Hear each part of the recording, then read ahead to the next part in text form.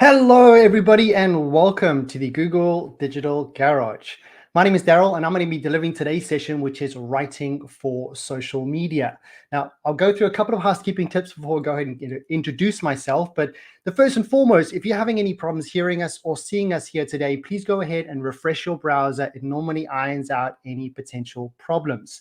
With that being said, we'd love you to all to get involved with today's chat. In order to do so, you would be required to have a YouTube account. Relatively easy to get set up, but it should be, if you're viewing us through a desktop or a laptop, the chat should be just on the far right-hand side. If you're on a mobile device, there's a very good chance that the chat is just below us. I've already seen a couple of hellos come into the chat, which is absolutely fantastic to see. Next up is we will be welcoming all types of questions. We will be pausing throughout today's session for any of those questions. But as the session's going along, don't be shy. Pop it into the chat. Myself and Tessa would love to hear more about you. Also, to let you know, this particular live training is part of a broader offering from the Google Digital Garage. So I hugely encourage you to click in the link in the description below. It'll take you to the website and give you a plethora of information, online courses, and many, many more live webinars very similar to this one. The last housekeeping tip is more from an accessibility point of view. For those who would like to follow along a little bit more efficiently, just to let you know that there is subtitles, in other words, closed captions for today's session. All you'll need to do is hover over the video, find the settings option, and find the closed captions, which will allow you to follow along and read the subtitles as we go through it. So with that being said, housekeeping tips are out of the way. Lots of hellos within the chat. Let's do an introduction of who I am. My name is Daryl. I'm a trainer for the free skills training program, the Google Digital Garage. A little bit more about myself. I come from an incredibly diverse background within sales, recruitment, hospitality, learning and development, and of course within tech. But I dedicate the majority of my time to help close the digital skills gap that is so prevalent in our world today through amazing initiatives just like this one. But we're also very, very, very fortunate to have Tessa with us here today, who is also a Google Digital Garage trainer, and she will be located in the chat, remember, on a desktop or a laptop on the far right-hand side, or if on a mobile just below us. Stay engaged, say hello to Tessa, pop in your emojis, your questions, your queries, and this is going to be a very interactive session, so please go ahead and say hello and keep that maintaining throughout today's session. With that being said, let's go ahead and say, what are we going to be covering over the next now 57 minutes? Well, we've broken it down to 3 basic steps. Number 1, we're going to jump into defining what is a brand on social media. So define your brand on social media, and then we're going to look at writing for social media, and then we're going to wrap it up by looking at the tools for content marketing. Now, again, for a little peace of mind, for those who feel like this is a great session, but maybe in an hour, it's a little bit overwhelming. Just to let you know, this particular live training will be available as a recording for approximately 24 hours. All you'll need to do is use the same link that you used to join today's session, and you'll be able to rewind, fast forward, and really absorb the information at your own pace. With that being said, I want to go see if there's a couple of hellos, which there are plenty. There's one from Michael. I think he was the first one in the chat there today. Big welcome to yourself, Michael. We have Mariana calling in. Big wave there from emoji. Annie Ken also saying hi. We've got cards and wrap gift. Cards and gift wrap. My apologies. We got Daniela, we got Swaya, we got Maria calling in from France, we got Jessica, we got Jennifer, we got J1 David Chow. Hopefully I pronounced that correctly. We got Kelly, we got David, we got Yasun Hana, we got Pratek, we got Yay, Rabinia, Jennifer. So many wonderful names. Yoli was the last one from California. Fantastic. Let's maintain the engagement for today's session. If you have any questions or queries, stay involved. Now, for those who are in the UK, I'd like to let you know, maybe you're struggling with your business, or maybe you're struggling with your charity. If you are a small business or charity within the UK, you're in luck.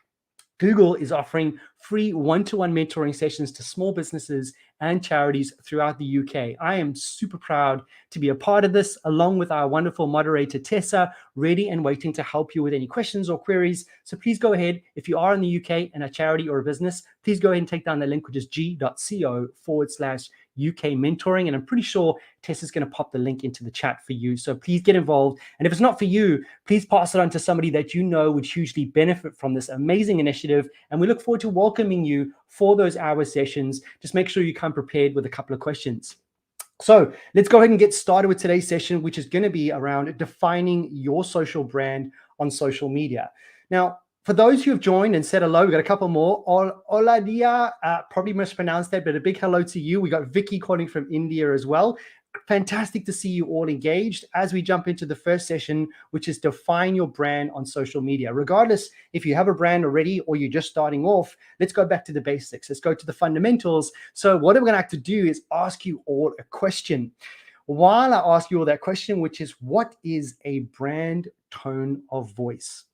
Now, we don't want to overthink this. This session is all about ideating ideas, coming up with brainstorming new ideas. So whatever the first thing comes to your mind, I'd like you to type it and pop it into the chat and let myself, Tessa, know, what do you think is a brand tone of voice? Pop it into the chat and I will welcome those as we go along. We got another hello there from Ashley, calling in from Georgia. Hope now I pronounced that correctly. Wonderful emojis. Cards and gift wrap. Mentoring sounds awesome. I'm in the UK, or we cannot wait to welcome you to those one-to-one sessions. So we've got Kelly. Could it be formal or friendly? Oh, yes, it potentially could be. I love that. We've got cards and gift wrap friendly as well. So okay, so brand social voice, are we thinking about friendliness? We're looking at Poppy's popped in there. The way you come across, is it formal or is it more casual? Some really fantastic answers coming through. One from May, which is professional. We've got Michael, the way in which your brand writes content and interacts with their audience. Very much what we're doing right now. So yes, you got some really, really great answers there. Now, to give you a little bit more perspective around this, I'd like you to start thinking about a few questions. Feel free to write it down or just think about it right now. Would be, if you just start thinking about a brand tone of voice, you're going to think about how would you behave? How would you behave if someone responded in a certain way? How would you behave if someone said a certain comment? How would you respond in certain situations? And how would you dress, for example? So some fantastic answers again from Kaya, a consistent way of communication. So let's keep up this engagement because I absolutely love the responses because they are pretty much on point. We've got cards and gift wrap, also professional. So what is a brand tone of voice? Well, it's the personality of your brand or business. That if we had to explain it in layman's terms, it's kind of the way your brand or business would speak if it was a real person. And to be perfectly honest, we are all real people behind businesses, behind those charities. So in essence, this is what we're looking or leaning towards when we're looking at a brand social voice. So let's look at a couple of examples to put this in perspective and jump into some people that you may or may not know. So the first one is going to be Bill Nye. I don't know you about Bill Nye, the science guy. We got George Clooney and we got Beyonce. So again, if we're thinking about your business or your brand was a celebrity, who would it be and why? So while I'm reading through these three wonderful characters, or people, should we say, I want you to pop into the chat. If you could think about a celebrity that you would represent as your brand, who would you choose? Would you choose the likes of Bill Nye, George Clooney, Beyonce, maybe Madonna, maybe another icon? Think about the characteristics that they hold or the values that they're about, and think about that. So we have Bill Nye, who's more of an informal, approachable, and goofy. We have George Clooney, is a little bit more sophisticated, a little bit more laid back, and he's quite a smooth gentleman. Then we have Beyonce, who's very strong, alluring, and empowering.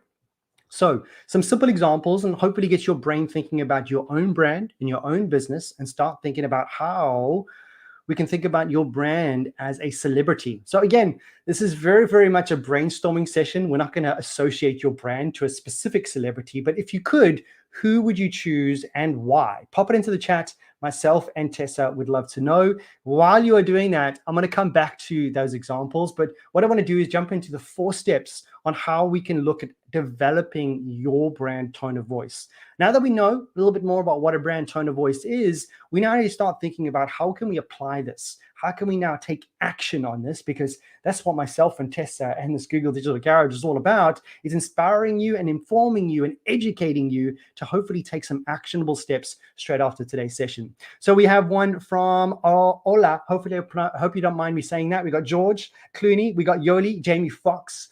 Ooh, I really like Jamie Foxx. Is there something specific about Jamie Foxx that you like, Yoli? We have Jennifer, Beyonce. Ooh, good. We got Mon as well, calling it Beyonce with a touch of goofiness. We got Poppy, Andrew Garfield.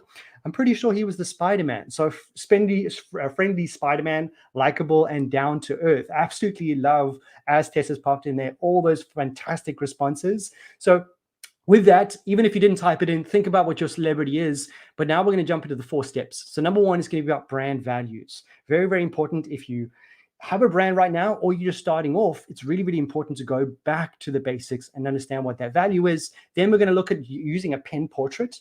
Has anybody heard of a pen portrait before? If you have, pop it into the chat. What do you think a pen portrait is? It'd be interesting to know what your thoughts are. And if some of you go into Google and type in what is a pen portrait and then copy and paste, that's okay. That's pretty much what we're about, learning. Next up, we've got how to speak as a brand or a specific celebrity you have in mind, and then choose your own words. So number 1, what does your brand or business stand for? Before you start thinking about how your tone of voice appears or in a written form, we need to wind back to the business's company values and what do you stand for? I'll give you a couple of examples. Do you have a value or what you stand for giving excellent customer service? Or maybe you provide one of the most phenomenal atmospheres in the world, or you're more around unbiased reporting. Now, these different ways of approaching almost like a mission statements of facts of why you do it and what do you stand for.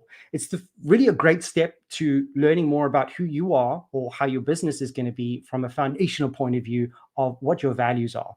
So is it similar to a buyer persona? Michael, you are very, very much on the right track when it comes to a pen portrait. We got one from Jessica. Pen portrait is essentially a customer profiling. I absolutely love this. And I just like to remind everyone, as much as myself and Tessa are looking to empower you with knowledge, there's a lot of people in today's session. So sharing is caring. There could be something that you pop in the chat today that may resonate with somebody else. So please make sure you do exactly what Jessica, Michael, Yoli, all of you wonderful individuals are doing and maintain that throughout. So with that, we're going to jump into step number 1. What does your brand or business stand for?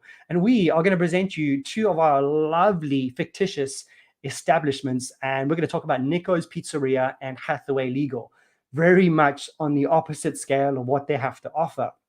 But if we had to reflect on these 2 case studies, we have Nico's Pizzeria, and remember, we're focusing on the values. We have Nico's Pizzeria is all about making quality pizza, is providing excellent customer service, and fast and reliable home delivery and takeaway.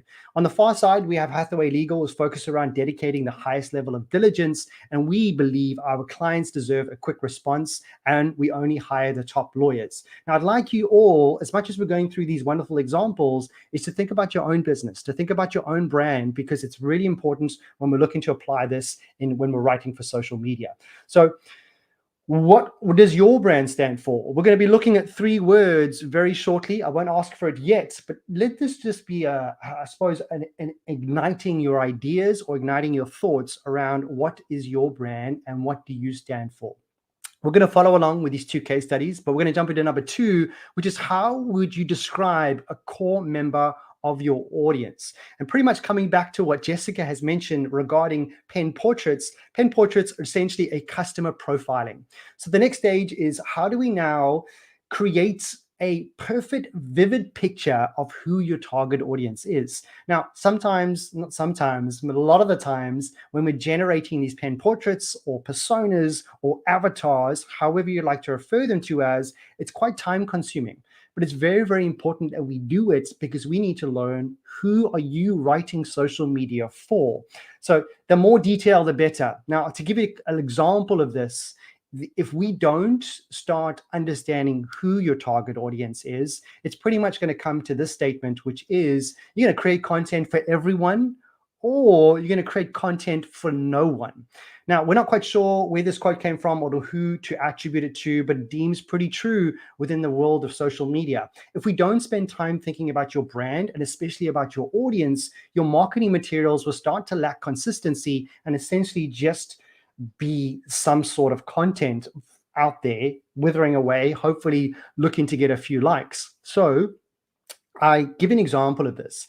I've helped, remember we spoke about those one-to-one mentoring sessions. I've been very fortunate to help many businesses and charities through the pandemic and of course through the past few years on how we pivoted. And I asked the same question to many of them to really start helping them, which was who is your audience? Who is your target audience? And normally they respond, well, everyone's going to buy my products. And as much as I like to think that's true, it really isn't. So we have to understand what's your brand values, who is your target audience. And to give an example of a pen portrait, Nico's Pizzeria, I'm going to read one of them. Feel free to read away on Hathaway Legal. But we have Nico's Pizzeria. It's got Simon, young, single, professional, in their late 20s, works a full-time in advertising, living in Brighton, leads a very busy work and social life, has a big appetite for adventure, a keen athlete who enjoys playing football, but also goes to his local bar with his mates to watch televised, always mixed up with that word, sporting events. Now, similar to Hathaway Legal, it just looks like a bunch of words, but essentially what we've gone and created is a pen portrait.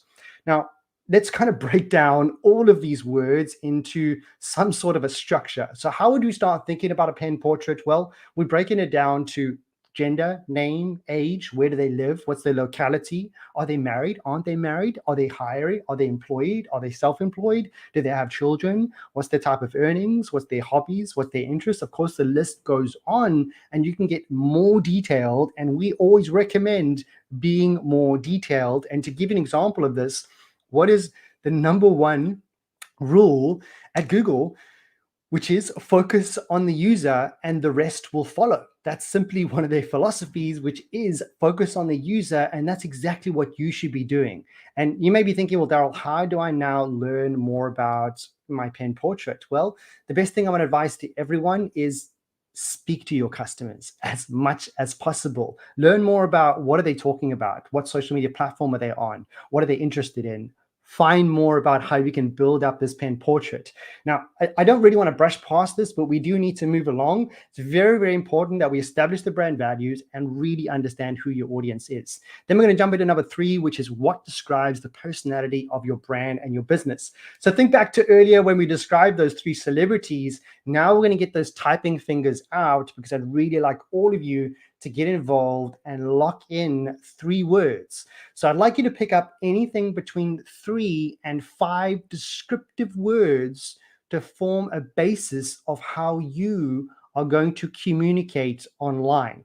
So I'll say that one more time. I'd like you to pick anything between 3 and 5 descriptive words to form the basis of how you would communicate online. To give an example of this, we have Nico's Pizzeria, and he's chosen the 3 words, which is charm, authenticity, and family. For Hathaway Legal, it's a little bit more serious because we're focusing around money. We need to start thinking about powerful, efficient, and experienced. Now, given those 2 examples, very simple examples, really that's what we're looking to do, is hopefully everyone watching right now, jump into the chat and type in 3 descriptive words that is going to form the basis of how you're going to communicate online. And I really hope for many of you, this is a profound moment of our live training, that you're actually going to write this down or type it into the chat. And this is going to be really, really coming back to every time you're going to post or write for social media, you're going to think, am I holding these values? Am I holding this consistent idea of who your business is, what your brand values are, and how can you consistently do that? So we have Jay1, David Chow, authentic. Let's get 2 more, see if we can get 2 more. We've got Jennifer, funny, trust, and quality.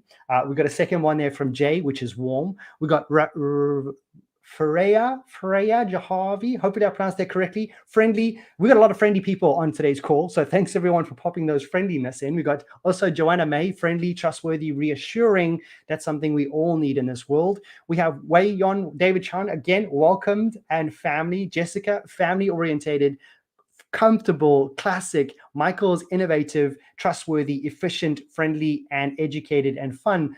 Absolutely fantastic words. Now, just so you don't forget about them, another one from Sway Ann, friendly, informative, and confident. Harsh. We've got joyous and harsh tone. Loving all of this. Now, again, you may be thinking this is very, very trivial or very basic, but it is. This is what we're looking to do. So when you look at writing for social media, please come back to these words and make sure that this is going to be your consistent theme to have that brand tone of voice. We've got so many coming in there. We got cards and gift wrap, relationships, environmentally responsive, personal, Tamur, hopefully I pronounced that correctly. We got personal, direct, and efficient, and David with honest, understanding, and sustainable. Those are some phenomenal words. Hold on to them because we're going to be using them very shortly. But we're going to jump into number 4, which is create some guidelines for the words that you will and will not use. Quick recap. we've understood brand values, then we've looked at pen portraits, then we looked at how do we speak if we were speaking if it's a real person with all of those fantastic words. Another one from Pratik: authentic, organic, reliable, sustainable, and health conscious. Some really fantastic words. And then last but not least, we need to wrap it up by choosing the right words and creating some sort of a brand guideline. Coming back to those businesses and charities that I helped during the pandemic, and I help on a continuous basis, as much as they have not a solid idea of who their audience is, what they do have is they have an idea of what their brand guidelines are. They're like, well, Daryl, I know I use this font. I know I use this color. I know how I use it. I say, always write this down, either on a digital document, on a piece of paper, but make sure you start creating these brand guidelines. So I'm going to give you a couple of examples of Nico's Pizzeria and Hathaway Legal. But while I'm going through them, if you have any questions or queries at this very moment in time, please pop it into the chat. Myself and Tessa are welcoming all the questions that you have, and we're getting to a Q&A session straight after the slide. So have any questions prepared, and I look forward to answering them. So we're coming down to how do we build up some brand guidelines? Some simple examples. We have Nico's Pizzeria, where they've chosen words like fresh, welcome, and appetizing, but they've removed words like customer. They don't want to call their customers customers. They want to be like many of you here today, and they want to focus on family. So we don't want to consider customer. That's not really a friendly approach. However, with Hathaway Legal, it's going to be a little bit different because we're dealing with money. We're dealing with legal stuff, which is a really bad word to say. But essentially, when we're talking about serious money terms, they're going to be a little bit more different in terms of how they're going to articulate words and speak to people. So think about how you are going to use words and maybe exclude words. So thinking about brand social voice, what is it that you're going to say? Hey, what's up, everybody? Welcome to today's session. Or is it going to be, hi, everybody, and welcome? We would like to be talking. See what I mean? It's very, very different in terms of the style you bring yourself across. Okay, no questions as of yet. If there's no questions, that's okay. Don't be shy, though. As Tessa said, we love questions, and we will be getting through a few more Q&A sections a little bit later. But let's slowly but surely move on. If you would like to, myself and Tessa love feedback, and of course the Google Digital Garage team loves feedback. So if you could at some point during the session or after the session is go to goo.gle/digital garage feedback and let us know what you thought about today's session. But don't you worry, we'll remind you a little bit later. We're going to jump into the next part, which is writing for social media. And I think that's many of you are here for this reason, but it's important that we did that first part. It's very important that you establish your brand values, who's your audience, how are you going to speak, and then of course your values and determining your brand guidelines on how you're going to communicate. So next up, writing for social media. We're going to go through a couple of simple guidelines when we're looking at writing for social media, but I want to start off with a quote, which is, I would have written a shorter letter, but I did not have the time. Now, I love this quote, but I'm not sure if we should attribute it towards Pascal or to Winston Churchill, but really it reigns true within the realm of writing for social media. I think anyone that has to write into social media, even if it's from your own personal experience, know how hard it is to fit within that character count. In other words, the amount of characters that you can actually put within a post. So very important. Understanding that we don't have a lot of time, and we have time perhaps, but we don't have a lot of space to put in that content. And we're going to jump into one of the most controversial topics, which is the average human attention span is now 8.25 seconds, unless our interest is piqued. It's crazy, but it really, really is. We have really, really bad attention spans. So bad that some people will come down to a 3-second attention span when it comes to videos. So when we're looking at social media, let's face it, many of us have our devices and we are scrolling and we are scrolling and we are scrolling. And I completely agree with you, Harsh. The word limit really does suck. But we're going to jump into how we can improve that and look at ways on grabbing people's attention and hopefully retaining that engagement. The quote is perfect, and I tend to write and then have to go back to deleting things. Again, I think this is very relatable to everybody that's on the call here today. So let's jump into, again, the attention span. What we need to start framing our mindset around is that we need to start writing, not writing for social media, but start writing for goldfish. Now, you may be thinking, well, we can't really compare that, but goldfish do not have the best attention span. So imagine we're in the world of the internet and think about all the posts that you are creating on a daily basis. They will go into the internet, but how do we get eyes onto that post? How do we keep them engaged? So we need to captivate them at the very, very first start of when you do posts. So how are we going to do that? Well, coming back to the character account, we're going to jump into assume your reader will only read pretty much just that. Now, let's face it, we can all hopefully relate to this, is when you are scrolling through social media or you are scrolling full stop through your smartphone, if something doesn't grab your attention, it's very, very unlikely that you're going to stop. So what we need to start thinking about when we're writing for social media is assuming that the reader will only read the first half of your sentence. Now, it's for this reason this is quite controversial, but now it's a little bit more controversial to understand, but we need to know that we need to engage immediately, and then we need to keep them intrigued to carry on. So number one, assume that they will only read the first half of your sentence, or even just the first line of your post. What follows after that is something that we need to focus on when it comes to your customer, your audience, your guest, however you like to refer them to as. We need to now focus on the user. Who is going to be seeing your posts? So motivators versus the pain points. Remember, the golden rule at Google is to focus on the user. This truly means empathizing on what people are interested in and what they need. A lot of us may get lost in the fact that, ooh, let's create a brand. Let's create a social media account. Let's talk about what I want to talk about, and then people will start liking me.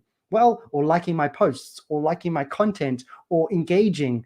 But we need to kind of turn that mindset around and say, well, what do they want to learn? Do they want to learn? Do they want to get entertained? Do they want to get educated? Do they want to learn something new? Do they want to win something? So what we need to do is focus on their motivators rather than their pain points. And unfortunately, myself and Tessa won't be able to tell you exactly what those motivators are because we don't know much about your business. So I really like you to sit back and think about, oh, okay, we've done a little bit more of a pen portrait of creating an avatar, creating a persona. Let's now focus on what did they want? Do they want to get entertained? Do they want to win something? Do they want to get educated? Then focus on that, and then focus on the benefits and think about what the features are. So let's look at the two. We got benefits versus features. Example of this would be, imagine we would like to sell the smartwatch. This is your product. We want to smell. No, we don't want to smell. We want to sell this product. And we could go, well, the features are that it's waterproof up to 5 meters. Well, that's fantastic, but how is that helping me? Well, instead, if you start marketing it and saying, well, this is a new brand smartwatch, brand new, and you can take it swimming. Well, that's hugely beneficial to me. I'd love to take it in the ocean. Or it's 5 millimeters thick glass. I don't really personally care how thick the glass is, but I do want to know if it's smash resistant. Hopefully, you're starting to come along and follow along with what we're doing is we're focusing on the user, focusing on what their benefits are. So it's a little bit of a tricky one, but if you feel brave enough, what I'd like you to do is pop into the chat. What do you think your customers' pain points are? And what are their motivators? Or what are the features and then what are the benefits? And all I'd like you to do is just do a comparison between the two with your own products, your own service, or whatever you have to offer. And again, pop it into the chat if you can, or just make sure you're taking down a couple of notes.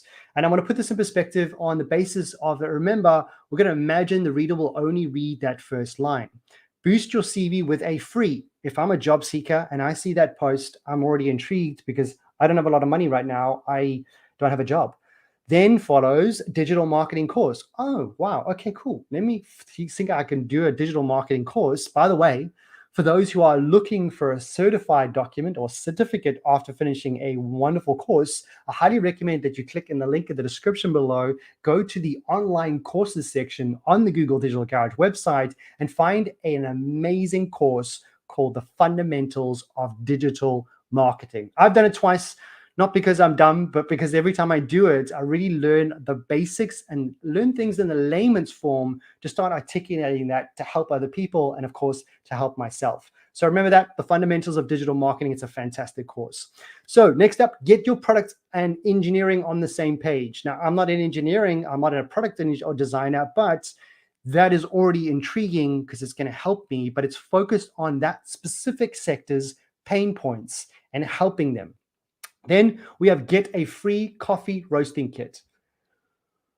Who wouldn't want a free roasting coffee kit unless you don't drink coffee? However, that's going to be captivating. So hopefully you're starting to follow along and understand that that first line needs to be captivating and we need to engage with our audience. Next up, we need to think about using clear and simple versus complicated language. Before we go on, I'd like to thank Cards and Gift Wrap mentioning between convenience and makes them feel happy or good. So you're really focusing on the motivators. So that's fantastic. And Dr. Sean, hola to you too. Feel free to get engaged for anybody that has any questions or queries. But we've got another one there from Marie. Quality and uniqueness. It's very, very important that we build off these words. So myself and Tessa and the team really appreciate that you're sharing it with us here today.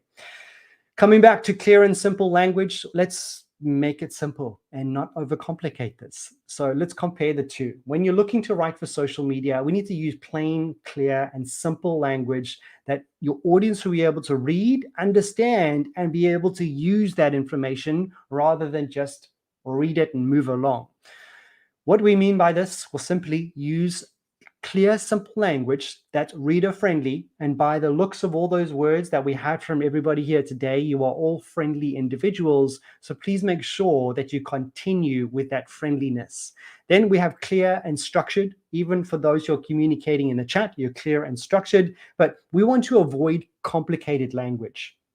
I'll give an example of this. Imagine I was a programmer that was helping people with a course to become a web developer.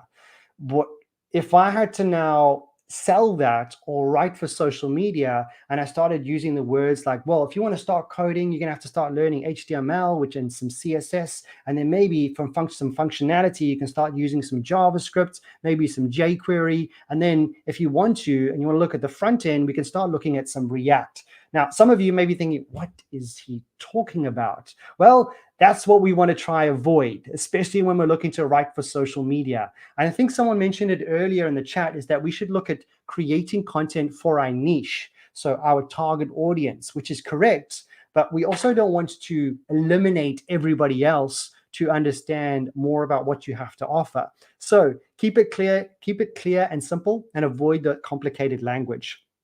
Then we're going to jump into how can you cut your copy but keep the same meaning. Really, really difficult. Coming back to Harsh Parikar, who mentioned about the character count, is how do we now cut your copy but keep the same meaning? And I really, really love to get some ideas in the chat.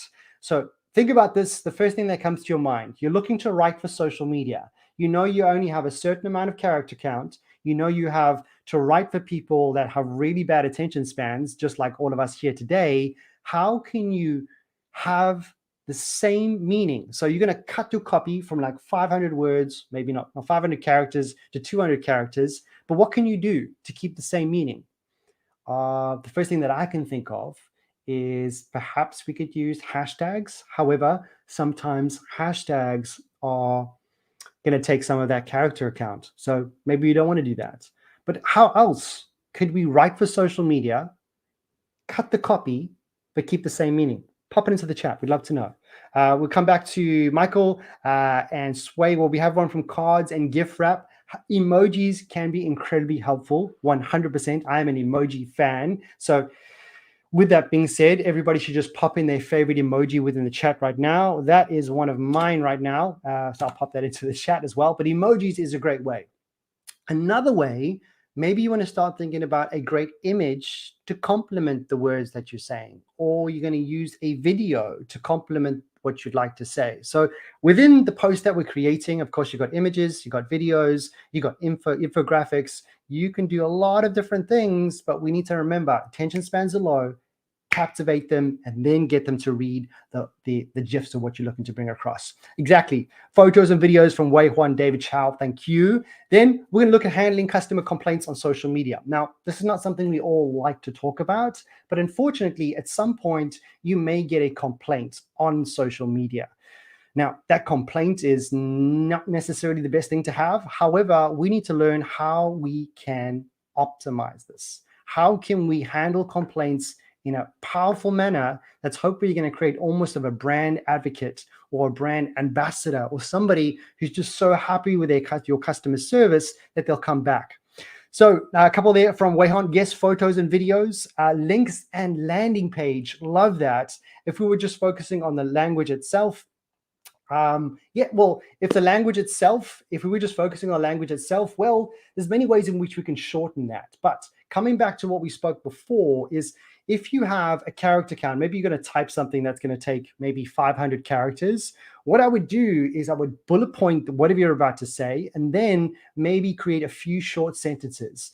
Or if you have a lot of content to start putting out there, maybe you want to start thinking about how we can separate those pieces of content instead of just putting one post out there with all the content, with links to your blog, with emojis, with everything. We don't want to bombard everyone. So if you have a large amount of information in terms of the language and the words that you're going to be using, make sure that you start to stagnate that and put out in a few posts in a day, which is always going to be good for you for higher engagement.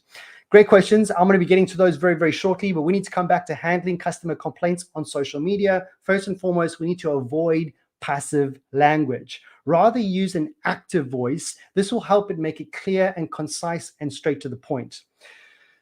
So if you get a complaint, whether it's going to be on social media, via an email, via DM, however it's going to be, what we need to do first is avoid passive language. How do we do that? Well, we listen. And we essentially just read back what they've said and we acknowledge how are they feeling and what is it that they need help with or what are they frustrated about, instead of just going, oh, just another complaint. Well, we're sorry that happened. Hopefully you'll come back again. They're not necessarily going to come back again, are they? So we need to then focus on how you can fix the problem. Once we've acknowledged it, once we have empathized with your customer, we need to focus on acknowledging and not just empty empathizing, but saying stuff we don't mean. Like I said before, of I'm so sorry that happened. It doesn't usually happen, so it probably won't happen again if you come back. That doesn't give me a lot of faith in me coming back to you. So next one is very important, is being jokey has a time and place, especially if there's money involved. We need to basically, money involved equals a serious response. If it's something that you managed to handle and generated some sort of a rapport or communication with that individual and it gets resolved, by all means, throw in a few jokes here and there to make it a little bit more lighthearted, but never at the start, because I don't know about you, if you had to complain to somebody and they started to respond in a jokey manner, that's only going to infuriate you a little bit more. One of the best pro tips when it comes to handling complaints would be to sign off with a name. Very, very, very important. And I'll talk more about why this is important, because we're going to give you an example, and then hopefully you're all going to respond to this. Actually, to give you some time to respond to it, we're going to give you an example of a complaint that you may receive on social media. We have customer to your company. Look, I ordered a mobile from your company last week, but it arrived, it was badly damaged. When I called to complain, I was rudely told you don't accept returns and that I need to contact the delivery company for compensation. Is this really how you treat your loyal customers? I will never buy from you again. Hopeless. Now, if this was my business, I would really feel bad. I'll be like, oh my gosh, I can't believe someone has had that experience from my brand or my business or my services. But what we need to do is go back to the points that we spoke about before. We need to acknowledge. We need to now focus on how can we respond to this. So if you can type fast enough, what I'd like you all to do is go into the chat and type in, how would you respond to this complaint? What would you say? Would you greet them by name? Would you apologize? Would you give them something free? What would be the words that you would use to resolve this? While you are thinking about this, while you are typing away, I'd like to give you an example of how great it is to handle complaints. Either it's going to be a bad review or a bad comment or a complaint. Number one, empathize and understand what is it that they are dealing with. Then what we want to do is we want to make sure that we address this accordingly and then sign off with a name. So how would you respond to this complaint? Because I have managed to handle some really, really difficult complaints, which wasn't that easy. However, once we handled that complaint with the organization that I was working for, that complaint, the customer that complained, then became a brand ambassador and was really, really happy with the service that we gave them. And now that person raves about the company to everyone, about their friends, their family, their colleagues, based on how that complaint was handled. So we've got one started already from Joanna. Maybe a few of you are typing away, but while you are typing away, I want you to remember a few things. Remember, empathize, actively listen. What is it that this person is going through? Then we want to make sure that we address this and focus on how we can fix the problem. Next up, we're going to go ahead and jump into the answer, which is going to be, hello, customer. Our sincere apologies for your inconvenience caused and your poor customer service you received. It fell below our usual standards. We value your patronage and will launch a full investigation into why our team provided you with misinformation and did not treat you with the full respect that you deserve. Please contact me on my direct email and we can organize for a full compensation or a replacement for you. Signed off with Hannah. Now, the things that we should stand out right here is going to be, we address them. Now, you don't necessarily have to apologize, but we can acknowledge and then address the problem and sign off with a name. Nothing better when someone signs off with a name. So we have a couple of answers there. We got Kelly. We've got a question. I'm going to hold on to that very shortly, and I'm going to make sure we come back to that. So hopefully Tessa will pop that into the mod doc for me. We got Ahmad. Tessa and Benedict are a great guider. Fantastic. Benedict is a fantastic lead trainer as well. Wei-Han, trying to track and trace, make sure the order has not accomplished its destination. Okay, we've got another one from Joanna. Firstly, we're sorry that your item was badly damaged and the customer service was not to your high standards. Another one from Sway. Hi, XYZ. I'm sorry to hear that you've experienced some issues with the state of your mobile phone. Please DM us with some further information to help us solve the issue. Sway, and it sounds like you've done this before because that is a fantastic response. Yoli, hi. Thank you for your feedback. I apologize that you have experienced this issue. We don't issue refunds. However, I've included the delivery company information before for you to contact. Always thanks to apologize, but acknowledge is a useful tip. Some fantastic answers. And remember, there could be something that you have popped in today that someone may have gone, ooh, I can use that when I respond to my complaints, which hopefully you don't get many, but some great examples there. Thanks everyone for sharing so much. Let's see if there's any questions or queries.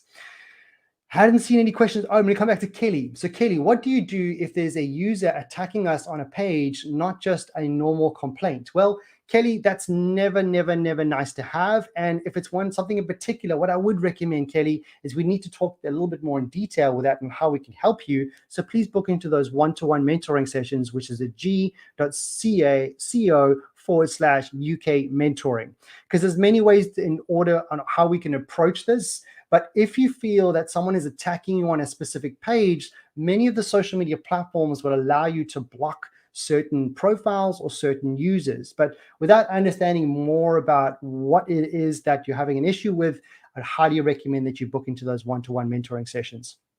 Kelly, would you prefer to search about how to be a content creator in order to be able to help write social media? Or is that not complicated XD? So would you prefer to search about how to be a content creator in order to be able to write professionally on social media? Or is that not complicated? Well, when you're looking to write for social media or you're looking to create content, well, it depends on the sector that you're looking to create for, or what specific topic, or what is it that people have an affinity for a specific brand per se. So really important that you start thinking about this from a general perspective. But if you'd like to go ahead and Google it, there's lots of ideas that you can get from Google to help you with your content creation.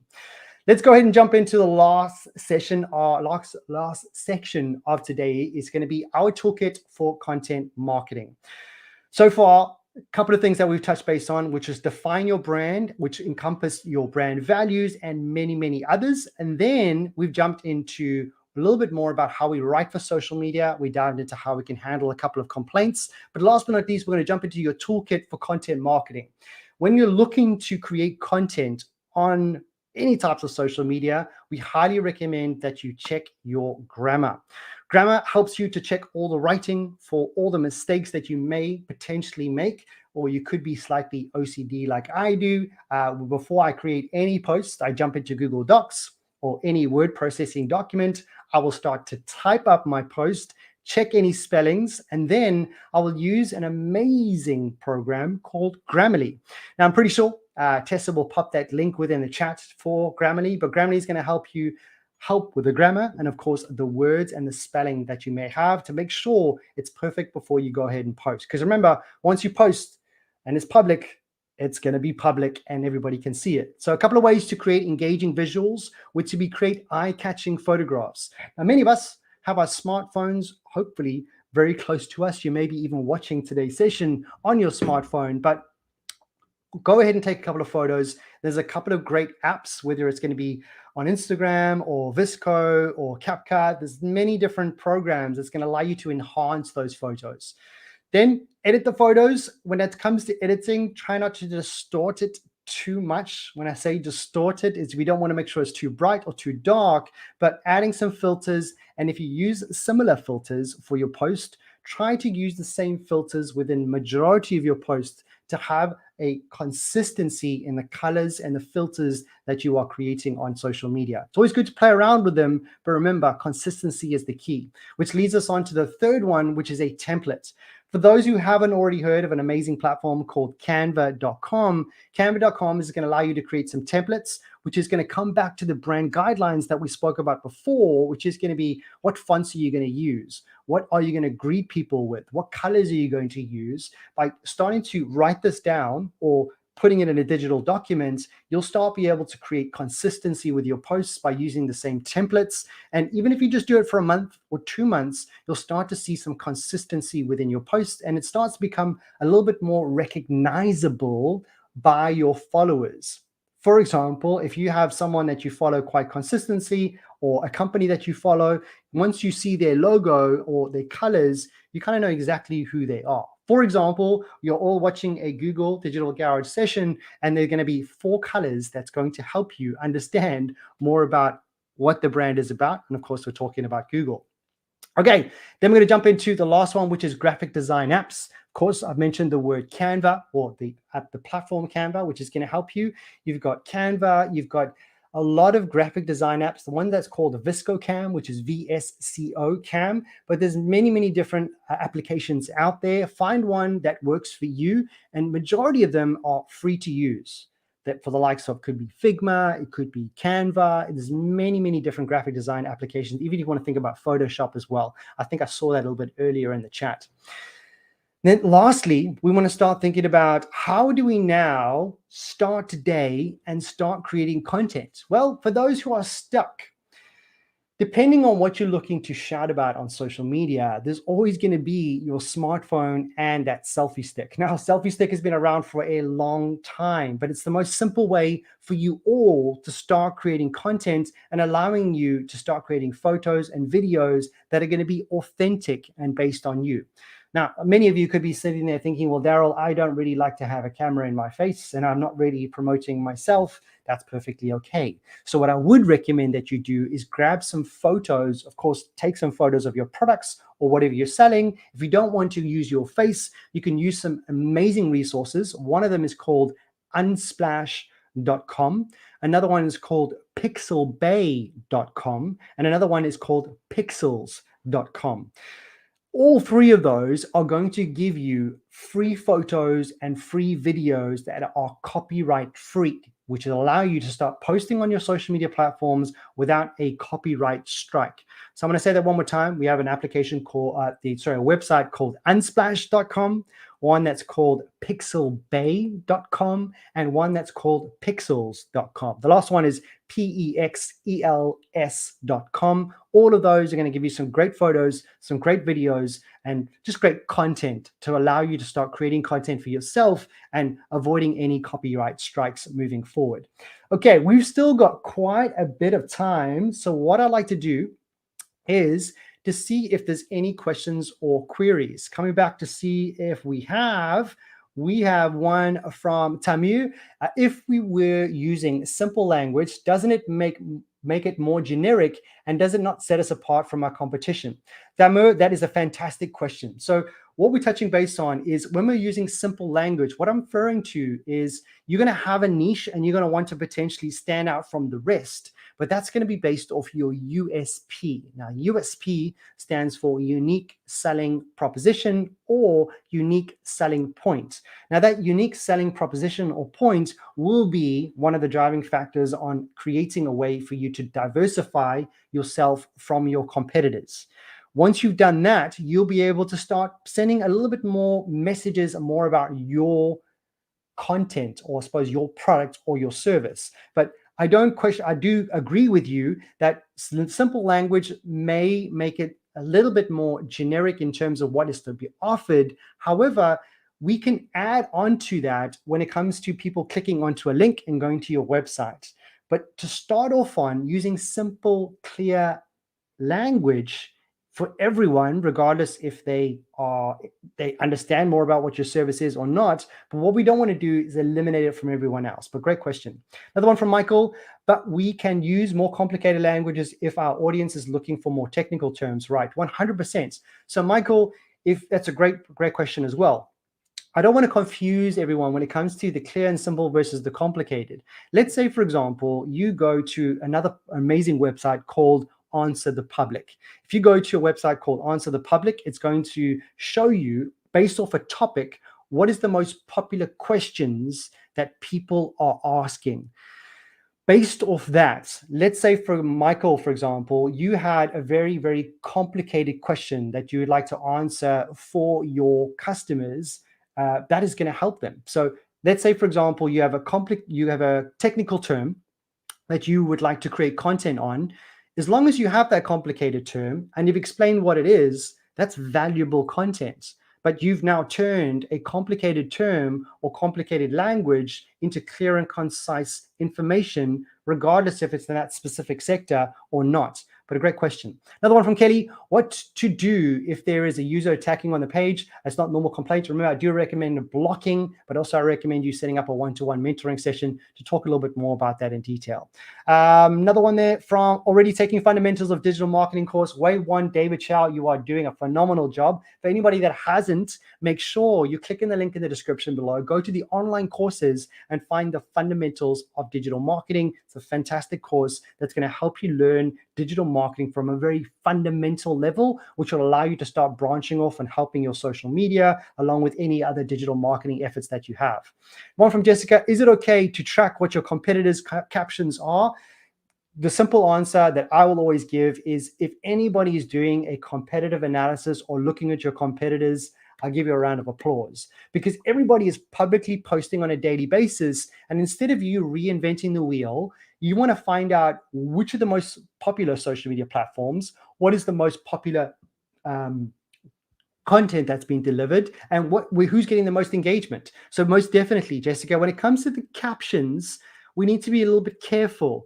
In terms of captions, are we turning the captions of the videos? I just need to find out what you're referring to as, but we definitely don't want to copy and paste from other content creators or from any other businesses or charities. Definitely, I highly recommend that you take and learn from your competitors, finesse it, and make it your own. Marie, is it useful to make your own persona pen portrait for each of my products? Well, that's an interesting question, Maria. So I 100% recommend that you create personas for multiple of your audiences, because let's face it, I think all of you are here today that are either selling a service or selling a product. It's very, very difficult for you to create one persona, because maybe I'm a shoe salesman and I sell women's shoes and men's shoes. I don't necessarily want to create a persona around just people who buy shoes. I want to create a persona about females who like high heels and like certain characteristics or certain things about shoes, whereas men just want to buy shoes and put them on. So I definitely agree. For everybody watching, multiple personas is definitely the way to go. For every single product, if you have time, phenomenal. But what you'll notice, Marie, is that a lot of your products may be interested by multiple audiences. So try not to make too much work for yourself. Let's see what else do we have. We have, can we watch this webinar on a replay and it will be available later? Well, that is a fantastic question. And yes, it will be. For everybody that's watching, just to let you know, this particular live training will be available as a recording for approximately 24 hours. All you'll need to do is use the same link, which will be in the URL on the far top, and you'll be able to rewatch, rewind, fast forward, and really absorb the information at your own pace. And hopefully that's incredibly useful for you. Next up, Yoli, you're on a module 4 and love it for the digital marketing, fundamentals of digital marketing. Hopefully that's encouraging a few of you that haven't done it so far. But we're pretty much coming towards the end of today's session. I don't really want to leave you all because I've got so much knowledge and experience that I'd like to empower on you. But what I would really, really love, myself, Tessa, and the team, is if you enjoyed today's session, if you managed to take some actionable steps or gain some top tips, please go ahead to this link, and I'm pretty sure Tessa will pop the link into the chat, which is goo.gle/digital garage feedback. It should take you a maximum 2-3 minutes to fill in, but it would mean so much to us, and hopefully that you'll fill out that form for us. With that being said, let's jump into the next steps. What are your next steps? If you haven't already, click in the link in the description below. The Google Digital Garage has so much to offer, and more than you even know. Online courses, live trainings, and even Google's offering free career certificates for those in the UK. So get involved, click in the link in the description below, and we look forward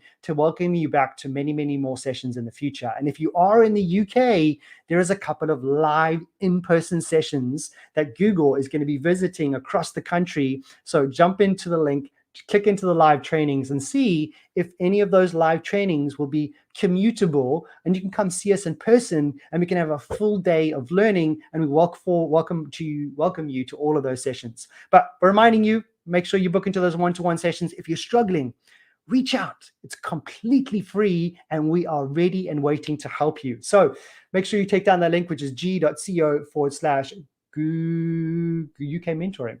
Without further ado, I'd like to say a big, big thank you to you and for all of your amazing engagement. Remember, the average human attention span is close to 8 seconds. If you have managed to watch to the end of this live training, you have lasted 58 minutes. So huge kudos to you. Thank you so much for staying engaged. Thanks so much for posting into the chat. A big thank you for Tessa for moderating today's chat. Absolutely phenomenal. But without further ado, I'd like to say, look after yourself, look after each other, and I'll say bye for now.